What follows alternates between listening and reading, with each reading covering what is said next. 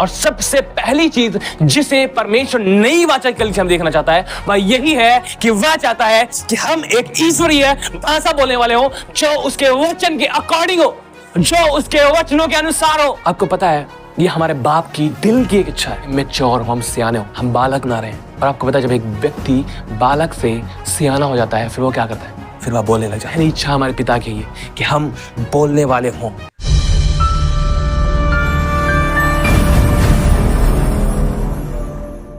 नई वाचा की कलीसिया में परमेश्वर क्या देखना चाहता है कि हम सभी जो उस पर ईमान रखते हैं वे बोलने वाले हों। और क्या बोलने वाले हों? वह जो परमेश्वर बोलता है। हालेलुया। अगर हम वह बोलने वाले नहीं हो पाए तो हम कभी जय में नहीं चल सकते, क्योंकि जय हमारे कामों के द्वारा नहीं आ रही, जय उसके वचन के द्वारा आ रही है।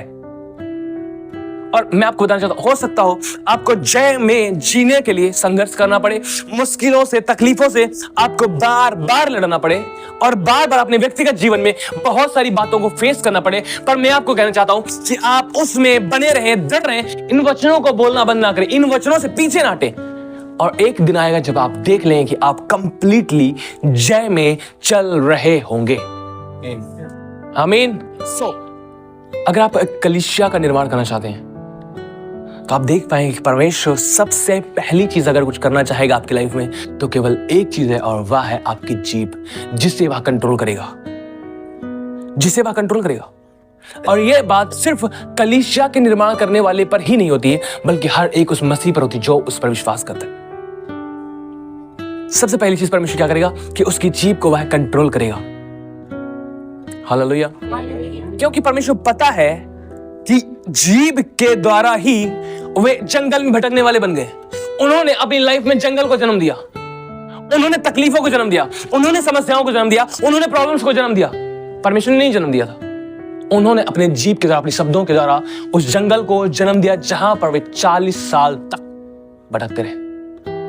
लेकिन अगर वे वह बोलने वाले बन गए होते जो परमेश्वर उनके लिए बोलता था, वे कभी उस जंगल में नहीं आते। अगर उन्होंने विश्वास किया होता कि जो मुझे निकाल कर लाया है वही, उसी की ड्यूटी बनती है कि यहाँ लाल समुंदर दो भाग करे, उसी की ड्यूटी बनती है कि जब हम प्यासे हैं वह हमें पानी पिलाए, उसी की ड्यूटी बनती है जब हम भूखे हैं वह हमें भोजन दे। Hallelujah, hallelujah. जब आप उस पर डिपेंड होकर जिएंगे वह आपके साथ ऐसे महान कामों करेगा जिनकी कल्पना आपके दिमाग में नहीं है। हालेलुया। उसने कहा मैं तुम्हें कभी ना छोड़ूंगा। क्या ये एक वाक्य आप अपनी लाइफ में याद रख सकते हैं? हालेलुया। जिनको ज्यादा याद नहीं रहता उनको ये थोड़ा याद रहेगा। उसने कहा मैं तुम्हें कभी ना छोड़ूंगा। क्या जब मैं गिर जाऊं तब भी? वहां पर सबसे पहले आएगा, क्योंकि अगर वो ना आया आप उठ नहीं सकते, आप नहीं उठ सकते।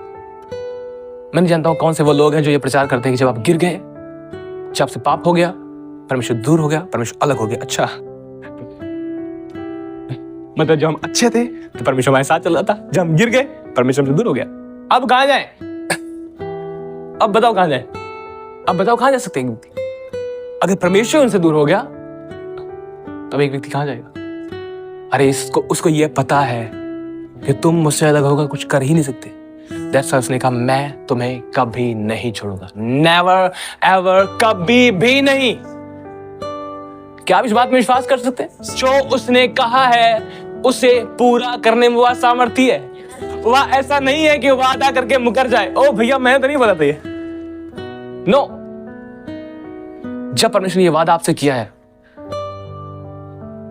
परमेश्वर पता था आप किस तरह से जाएंगे, कहां पर गिरेंगे, कौन सी चीजों को आप फेस करेंगे, हर एक चीज उसे पता थी। लेकिन फिर भी आपके विषय में, हमारे विषय में, हम सब के विषय में उसने क्या कहा? मैं तुम्हें कभी नहीं छोड़ूंगा।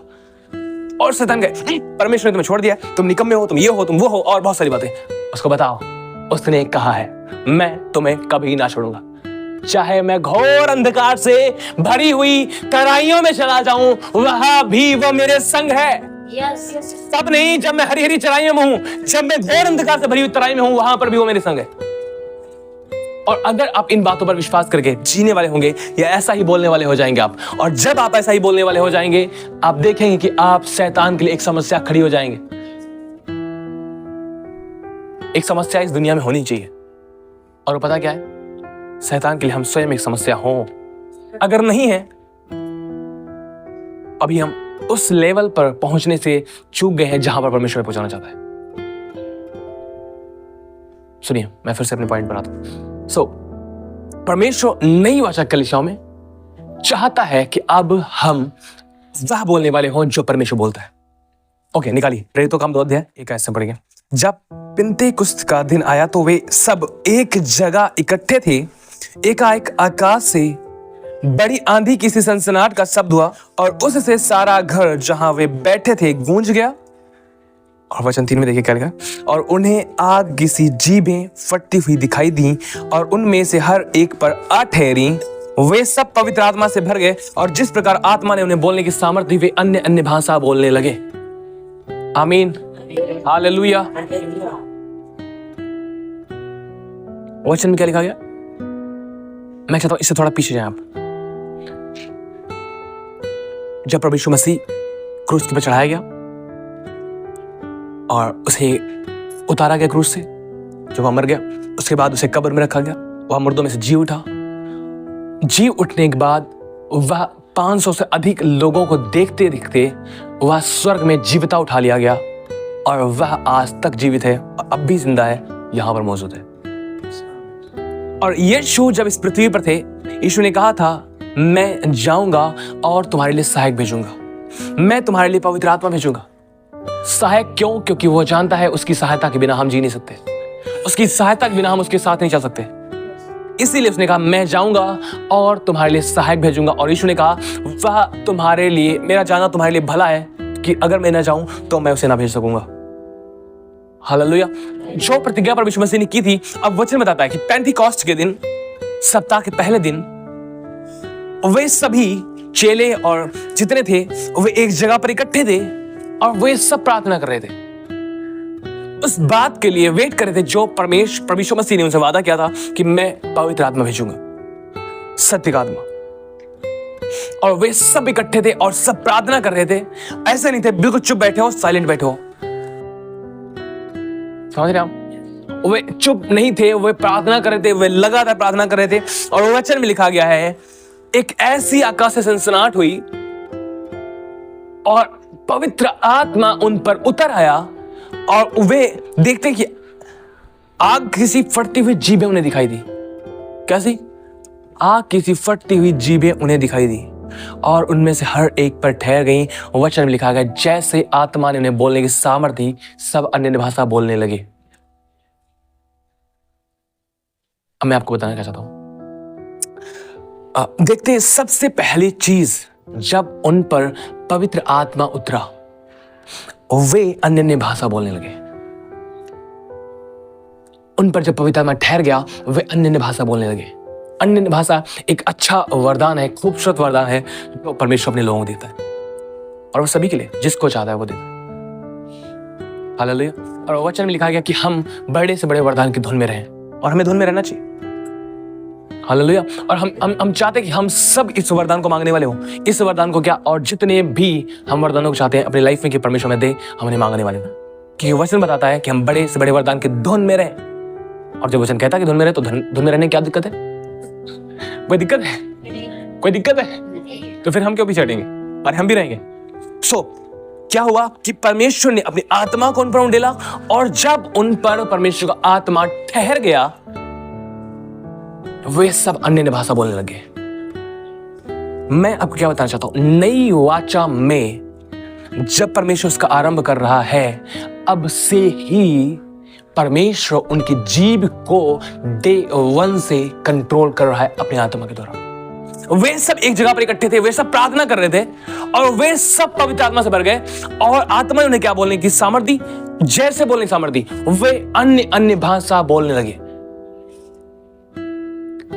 अब वे मनुष्यों के अनुसार नहीं, परंतु परमेश्वर के अनुसार बोलने वाले बन गए। अब वे मनुष्यों के अनुसार नहीं, शारीरिक जीवन के अनुसार नहीं, क्या महसूस करते उसके अनुसार नहीं, लेकिन ईश्वरीय भाषा बोलने वाले बन गए। अब मैं अन्य अन्य भाषा को ईश्वरीय भाषा में बांट नहीं रहा हूं। अन्य भाषा एक अलग वरदान है, वह एक खूबसूरत बात है, लेकिन वे सबसे जबरदस्त चीज मैं आपको बताना चाहता हूं वह यह है कि वे एक ईश्वरीय भाषा बोलने वाले बन गए। क्या आप समझ रहे हैं? वे ईश्वरीय भाषा बोलने वाले बन गए। सबसे पहली चीज परमेश्वर ने क्या की, अपने आत्मा के द्वारा उनकी जीभ को शुद्ध किया, क्योंकि वचन में लिखा गया है कि जीभ एक ऐसी आग है जो याकूब में लिखा गया कि वह नरक की आग में जलती रहती है, और इसी से हम परमेश्वर बड़ाई करते हैं और इसी से हम मनुष्य श्राप देते हैं। परमेश्वर ये पता था कि इनकी जीभ के वश में जीवन और मृत्यु दोनों है, और सबसे पहली चीज जिसे परमेश्वर नई वाचा के लिए देखना चाहता है वह यही है कि वह चाहता है कि हम एक ईश्वरीय भाषा बोलने वाले हो, जो उसके वचन के अकॉर्डिंग हो, जो उसके वचनों के अनुसार हो। आपको पता है, ये हमारे बाप की दिल की एक इच्छा है कि हम मैच्योर हो, हम सियाने हो, हम बालक ना रहें। और आपको पता है, जब एक व्यक्ति बालक से सियाना हो जाता है, फिर वो क्या करता है? फिर वह बोलने लग जाता है। पहली इच्छा हमारे पिता की है कि हम बोलने वाले हों। कौन सी भाषा? हारी हुई? हारी हुई? कौन सी भाषा? हारी हुई? जीती हुई, जयवंत लोगों की तरह। जैसे परमेश्वर का आत्मा एक व्यक्ति को अगुवाई करता है, वैसे ईश्वरीय भाषा बोलने वाले। आपने देखा होगा ऐसे बहुत सारे लोग हैं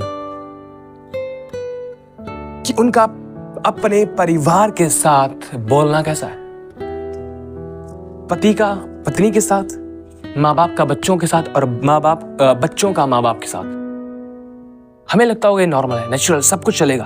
अरे बाप है हमारा, वो कोई प्रधानमंत्री थोड़ी ना है।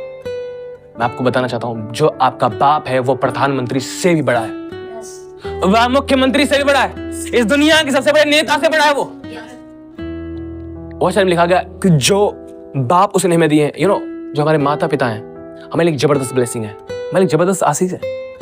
जिनके पास नहीं है वो केवल उन्हें पता है उनकी वैल्यू क्या है। एक बात किसी ने कही थी, जिसके पास कुछ होता है उसके बाद जब वह वस्तु उनके पास होती है, फिर वो उसकी कदर करना भूल जाते हैं, उसकी वैल्यू करना भूल जाते हैं। हाँ, ऐसा ही कुछ लोग करते हैं। उनसे पूछे जाके कि माँ बाप की वैल्यू क्या है, जिनके माँ बाप है नहीं, लेकिन जिनके हैं उनको कदर नहीं पता। उनसे पूछे जाके जिनके बच्चे नहीं हैं, लेकिन जिनके बच्चे हैं वे अपने बच्चों की कदर करना नहीं जानते। समझ रहे हो? हमें डांटना है, हमें समझाना है, लेकिन अपनी जीभ से उन्हें श्राप नहीं देना है। क्या आप डांट रहे हैं? आपने देखा कैसे गलत तरीके से लोग डांटते हैं बच्चों को। आप डांटो, अच्छी बात है, बहुत डांटो, अरे मारो पीटो जितना आप कर सकते हो, इतना नहीं कि हद से ज्यादा। नो, वचन लिखा, बाइबल लिखा, जो अपने बच्चों पर छड़ी नहीं चलाता वह उनका बैरी है। तो हमें बैरी नहीं बनना अपने बच्चों का, हमें उनको डांटना है, उन्हें समझाना है, लेकिन क्या करना है? अपनी मुंह से ऐसी वस्तु, किसी भी ऐसे शब्द को ना बोलो, एक बार भी ना बोलो। आपको लगता है कि एक बार बोल दिया गया कुछ हुआ ही नहीं? नो, मैंने आपको पिछली बार भी बताया था, अगर एक पिलर पर एक बार थोड़ा मारा जाए उसका भी इफेक्ट आप इस पर देख पाएंगे। और आत्मिक जहान में ये कितना बड़ा है। परमेश्वर एक बार कहा उजियाला हो, और क्या हुआ? परमेश्वर बार बार नहीं बोला उजियाला हो, उजियाला हो, उजियाला हो, तब नहीं उजियाला हुआ। परमेश्वर का उजियाला हो, और उजियाला हो गया। और मैं आपको सच बताना चाहता हूं कि परमेश्वर ने सेम अथॉरिटी एंड पावर उसने हमारी जीभ के अंदर डाल दी है। अगर हम इस जीभ के द्वारा श्राप को रिलीज करते हैं, तो इस जीभ के द्वारा हम आशीष को भी रिलीज करते हैं। अगर इस जीभ के द्वारा बीमारी को हम रिलीज करते हैं, तो हम चंगाई को भी रिलीज करते हैं। अगर इस जीभ के द्वारा हम हारी हुई घोषणाएं करते हैं, तो इस जीभ के द्वारा हम जयवंत जीवन की भी घोषणाएं करते हैं। डिपेंड हमारे ऊपर करता है कि हम क्या देखना चाहते हैं। परमेश्वर देखना चाहता था कि उजियाला कैसा होगा, उसने हार्ट में इमेजिन किया, और जिसे इमेजिन किया उसने बोल दिया। क्या आपको लगता है जो कुछ आप बोल रहे हो केवल वे शब्द है? नो, यीशु ने कहा वो एक स्पिरिट है, और आत्मिक जहां में देखेंगे तो ये एक तस्वीर है जो कुछ आप बोल रहे हैं। अगर आप कहोगे मेरा बच्चा जो है सब बर्बाद कर दे रहा, आप समझो बर्बाद की तस्वीर देखेंगे आप आत्मिक जहां में, कैसे दिखेगी? शराब की बोतल इधर पड़ी, शराब की बोतल इधर पड़ी, सिगरेट इधर पड़ी और जर्दा इधर पड़ा, बोतल एक लुढ़क रही है, कारपेट सारा बर्बाद हुआ पड़ा और घर पूरा टूटा फूटा पड़ा। क्या ये एक तस्वीर है जो आपने शब्दों से रिलीज कर रहे हो, और अगर लगातार इसे करते रहे तो फिर क्या होगा? क्या होगा? वही होगा ना? तो जरूरत नहीं है आपको बर्बाद होने की तस्वीर बनाओ। अगर बर्बाद होने की तस्वीर बना रहे हो तो बेहतर है कि आप बोलो हमारा बेटा आने वाले टाइम में सुधरेगा, बदलेगा और वह मसीह के साथ चलेगा। अरे जो कुछ अब एक चीज समझिए, एक यहां पर भी आप एक तस्वीर क्रिएट कर रहे हैं जिसमें आप अपने बच्चे के लिए, अपने बहन के लिए, अपने बेटे के लिए, अपने बाप के लिए, अपने माँ के लिए, हर एक के लिए एक तस्वीर क्रिएट कर रहे हैं। और उसमें क्या दिखा रहे हैं? मेरा बेटा, मेरी बेटी, वह बदल रही, वह सुधर रही, वह पापों से, बुराइयों से, संसार से अलग हो रही, और वह परमेश्वर के साथ चलने वाली, वह प्रार्थना करने वाला, वचन पढ़ने वाला, सच्चाई से, खराई से परमेश्वर के साथ चलने वाला। और जो कुछ भी आप बोल रहे हैं वह एक तस्वीर है। परमेश्वर क्या करेगा? क्रिएट कर देगा। तो डांटो, चलेगा, लेकिन डांट में अगर ऐसे शब्द हैं जो उन्हें कर्स कर रहे हैं, जो उन्हें श्रापित कर रहे हैं, आपको सावधान होने की जरूरत है। मैंने आपको बताया था वचन में लिखा गया है, एक सिद्ध मनुष्य वह है जो अपने वचनों पर नियंत्रण रखता है, या फिर जो अपनी जीभ का उपयोग करना जानता है, वह एक सिद्ध मनुष्य है अकॉर्डिंग टू द बाइबल। लोगों के अनुसार नहीं, लोग तो बहुत कुछ सिद्धता में देखते हैं, लेकिन वचन में क्या लिखा है? जो जीभ का सही उपयोग करना जानता है वह सिद्ध है। समझ रहे आप? हम किसी की लाइफ को एक पल के लिए, उसके जीवन में आज क्या चल रहा है उसे देखकर हम क्यों उसके पूरे फ्यूचर को बर्बाद कर दें? क्या आप इस बात को समझ पा रहे हैं? आपके आज के शब्द आपके फ्यूचर को बिल्ड कर रहे हैं, चाहे वो आपके अपने बच्चों में, चाहे अपने जीवन में, आप चाहे कहीं पर भी। अगर आप ये बोलोगे हमें ये खाए जा रहे हैं, पिए जा रहे हैं, फिर क्या होगा? वह भी एक तस्वीर है, वह भी एक तस्वीर है, और उसे भी आप बना रहे हैं शब्दों के द्वारा। और जो कुछ आप बना रहे हैं उसे आप देखेंगे। वचन में लिखा गया, मनुष्य अपने मुंह के शब्दों के द्वारा तृप्त होता है, और बोलने के द्वारा जो कुछ प्राप्त होता है उसी से उसका पेट भरता है। और उसके बाद लिखा गया है, जीव के वश में जीवन और मृत्यु दोनों है, जो उसका उपयोग करना जानता है वह उसका फल भोगेगा। तो आप नई वाचा की कलीसिया में हैं, में जो कलीसिया परमेश्वर ने ठहराई है उस कलीसिया में आप हैं, और परमेश्वर की पहली दिल की इच्छा है कि आप वह बोलने वाले हो जो परमेश्वर बोलता है। वचन में लिखा गया है, परमेश्वर ने हमारे लिए अद्भुत योजनाएं बनाई हैं, और जो योजनाएं परमेश्वर ने बनाई हैं परमेश्वर उन्हें जानता है, वे लाभ के हैं, वे हानि की नहीं है। अगर आपके बच्चों को, आपके परिवार में कुछ डिस्टर्बेंस शैतान क्रिएट कर रहा है, और आप उन शब्दों को बोलकर उन्हें और अधिक बढ़ावा दे रहे हैं और शैतान को कह रहे हैं आओ काम करो, समझ पा रहे हैं? जब आप बोलकर शब्दों के द्वारा रिलीज करें तो शैतान को काम क्या करने के लिए इजाजत दे रहे हैं। देखिए, जब वचन में लिखा गया आदि में वचन था और वचन परमेश्वर था और वचन परमेश्वर था, और जब आप इसे उत्पत्ति में पढ़े तो वचन में क्या लिखा गया कि गहरे जल के ऊपर परमेश्वर का आत्मा मंडरा रहा था, वहां पर परमेश्वर की उपस्थिति थी, परमेश्वर आत्मा की। और परमेश्वर जब शब्द बोला, पवित्र आत्मा ने उस शब्द को लिया और वैसा ही क्रिएट कर दिया। समझिए, जब आप रॉन्ग थिंग्स बोलते हैं, जब गलत बातें बोलते हैं, जब श्राप की बातें बोलते हैं, एक तस्वीर को आप क्रिएट करते हैं और उसे आप किसे देते हैं? वही जो सारी बुराई दुष्टता का करता है। जब आपने इसे बोला, आपने उसे अधिकार दिया कि वह करे, और जब आपने अधिकार दे दिया तब वह कर सकता है, लेकिन जब तक आप अधिकार नहीं देते उसे, तब तक वह आपके लाइफ में कुछ भी नहीं कर सकता। अगर आप इस बात में विश्वास करते हैं कि आप आजाद किए गए हैं, आप स्वतंत्र किए गए हैं, तो आप आजादी भी चाहिए। लेकिन अगर आप इस बात में विश्वास करते हैं मैं दुष्टात्मा के वश में हूं, दुष्टात्मा मुझ में कार्य कर रहा है, और फिर क्या होगा? आपने एग्रीमेंट दिया और उसी तरह से आप देखते हैं कि आप बोलने वाले बनेंगे, और वही दुष्टात्मा फिर आपके जीवन में कार्य करने लग जाएंगे। लेकिन परमेश्वर इसे नहीं देखना चाहता कलीसिया में। नई वाचा की कलीसिया में परमेश्वर इसे नहीं देखना चाहता। वह चाहता है कि आप जहां पर श्राप के वर्ड यूज कर रहे हैं वहां आशीषित वर्ड यूज करें। आज हम कमजोर हैं, आज हम वीक हैं, आज हम तंगी में, तकलीफों में हो सकते हैं, लेकिन हमें क्या बोलना है कि आने वाले टाइम में परमेश्वर में उठाकर स्थिर करेगा, दृढ़ करेगा, मजबूत करेगा, क्योंकि उसने कहा है जिसने बुलाया है वह तुम्हारे अंदर, जिसने तुम्हें यह भला काम आरंभ किया वैसे मसीह के दिन तक पूरा भी करेगा। जिसने हमें बुलाया है, उसने कहा तुम्हें किसी बात की चिंता करने की जरूरत नहीं है, क्योंकि मैं हूं तुम्हारे लिए सब कुछ मुहैया करने के लिए। हालेलुया। मैं बड़े आसान शब्दों में आपको कहना चाहता हूं, आपका आपस में जो मैटर है कुछ भी हो सकता है, लेकिन याद रखें आपके शब्द कुछ क्रिएट कर रहे हैं, कुछ क्रिएट कर रहे हैं। लेकिन अगर आप सही बोलने वाले होंगे तो आप देखते जाएंगे कि आपके परिवार में सब चीजें ठीक होती जा रही हैं। आपका बेटा, आपकी बेटी, आपका भाई, आपका बहन, आपका बाप, आपकी मम्मी, जो कोई भी है। Hallelujah, hallelujah. परमेश्वर ने क्या किया? उनके जीभ को कंट्रोल किया कि वे वह बोलने वाले हों जो परमेश्वर बोलता है। नई वाचा में परमेश्वर ने सबसे पहला काम यह किया, और वही पतरस जिसने प्रभु यीशु मसीह का 3 बार इनकार किया था। एक दिन में, फर्स्ट डे में, जिस दिन उसने देखा कि पवित्र आत्मा ने उसके जीभ को, उसके जीवन को कंट्रोल किया, उसके बाद उसी आत्मा ने उसकी जीभ का उपयोग करना आरंभ कर दिया। और उसी दिन उसने जब प्रचार किया, एक ही दिन के प्रचार में 3000 लोगों को उसने बचाया। वे सब प्रभु यीशु के पीछे आ गए। और उसके बाद देखते हैं कि उन्होंने क्या किया, वे बोलते गए, परमेश्वर उनके द्वारा करता गया। हालेलुया। क्यों? उसके बाद आप देखते हैं पतरस ने कभी इनकार नहीं किया, कभी भी वे ऐसा जीवन नहीं जीते थे या फिर ऐसी बातें नहीं बोलते थे जो मनुष्यों के अनुसार थी या फिर जो फील करते थे, महसूस करते उनके अनुसार जी रहे हो। नो, वे हमेशा ईश्वरीय भाषा बोलने लग गए। और यही चीज है जो हमें समझने की जरूरत है कि जब हम नई भाषा में हैं, हम पवित्र आत्मा से प्रार्थना करें कि वह हमें भरे और हमारी जीभ को कंट्रोल करे।